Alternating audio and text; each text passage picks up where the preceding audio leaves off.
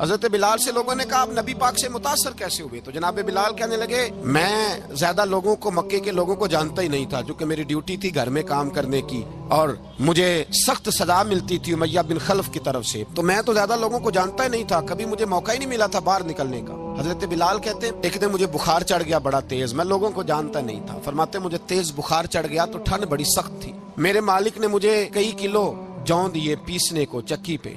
कहते हैं मैं बीमार था तो मैंने कुछ दवाई ली जो उस वक्त मौजूद होती थी, तो मैंने एक लिहाफ लिया, दूध पिया तो मुझे नींद आ गई। जब मैं सोया तो मेरा मालिक आ गया, उसने आकर के मुझे सोए हुए देखा तो खींच कर कंबल उतारा, कहने लगा अब तेरी सजा ये है कि तू खुले मैदान में बैठेगा, वहाँ चक्की पीसेगा, और दूसरी सजा ये है कि तुझे कमीज पहनने की भी इजाजत नहीं। हजरत बिलाल कहते हैं तेज बुखार, ठंड का आलम, और जब मैं चक्की पीस रहा था तो रो रहा था। सैयदना बिलाल हबशी रदी अल्लाह ताला अन्हु फरमाते हैं मेरे दरवाजे के करीब से रसूल पाक गुजरे और मुझे हाय हाय करते देखा तो दस्तक दी। मैंने कहा कौन है? दरवाजा खुले, आ जाओ। महबूब अंदर आए तो पूछने लगे क्यों रो रहे हो? मैंने कहा जाओ अपना काम करो, यहाँ दुख सारे पूछते हैं मदावा कोई नहीं करता। कहते हैं मैंने सख्त जुमले कहे माज अल्लाह, हुजूर चले गए। जब हुजूर जा रहे थे तो मैं कह रहा था बस जा रहे हो ना, मैंने पहले ही कहा था जाओ। कहते हैं कुर्बान जाऊं, थोड़ी देर गुजरी तो अल्लाह के रसूल के हाथ में गर्म दूध का प्याला था, खजूरें थी। हुजूर तशरीफ लाए, करीम रसूल ने मुझे खजूरें दी, दूध पिलाया और कहा चल जा कंबल में बैठ जा। तो मैंने कहा चक्की कौन पीसेगा,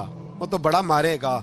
मुस्तफा करीम ने फरमाया तू बैठ रजाई में और आज तेरे हिस्से की चक्की मैं पीसूंगा। कहते हैं सारी रात हुजूर चक्की पीसते रहे। सवेरे मैं उठा और मेरे हबीब पाक ने मुझे वो सारा कुछ दिया और खुद चले गए। अगली रात फिर आई तो हुजूर फिर आ गए, मुझे फिर रजाई में लिटाया, दूध पिलाया और सारी रात चक्की पीसी। कहते हैं बस तीसरे दिन हुजूर चक्की पीस के जाने लगे तो मैंने कदम थाम लिए। मैंने कहा बीबा दुनिया सारी झूठ बोलती है, जो गुलामों के हिस्से का काम करे वो अल्लाह का सच्चा रसूल हुआ करता है।